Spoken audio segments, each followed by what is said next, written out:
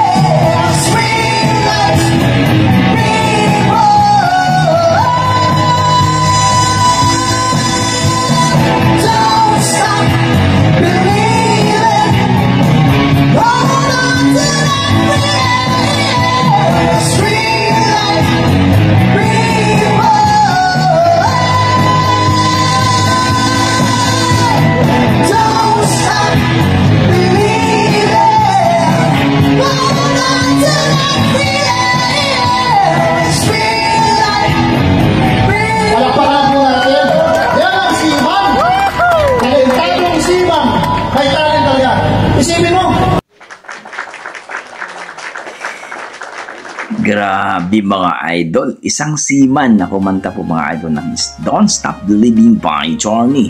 Mala Arnel Pineda ang datingan ng boses mga idol. Siya po si Morel Enchance Robillon, isang seaman na napakalupit ang boses. Grabe, proud po tayo sa ating mga seaman dyan, no? Lahat po ng mga seaman dyan, salute po sa inyo. Hindi po basta-basta maging seaman mga idol, no? Nasa dagat yan at lalo na pag mga malalaking barko, no? Papunta na mga Europe, naku po, ang lalaki ng mga alon dun. Kaya salute po tayo sa ating mga seaman dyan, no? Dito po mga idol, para sa akin amazing. Kung bibigyan ko po kung i-rate ko po ang kanyang boses, ang kanyang performance, 9 mga idol. Grabe, maning-mani lang ni Kuyang Don't Stop Believing. Mataas yan mga idol. Wow. Salute po kay Morel Enchance Robillon. Napakagandang boses. So, para sa akin mga idol, yan ang ating mga dugong Pinoy. Palaban, malupit sa malupit ang talent mga idol, no? Grabe. Nakaka-amaze talaga. Imagine mo yung mga dugong Pinoy natin dyan pag pumunta ng may pagbansa, pagdating sa kantahan. Wow. So, kayo mga idol, ano masasabi niyo sa performance ni Kuya? Na-miss pa kayo? Nagustuhan niyo ba siya? Yung boses niya? Please comment down below mga idol. Gusto po malaman ng inyong mga comment, ng inyong mga opinion. Please po. So, hanggang dito na mga idol. Maraming salamat. Basta may dugong Pinoy, talagang malupit sa kantahan yan. God bless mga idol. Ingat po.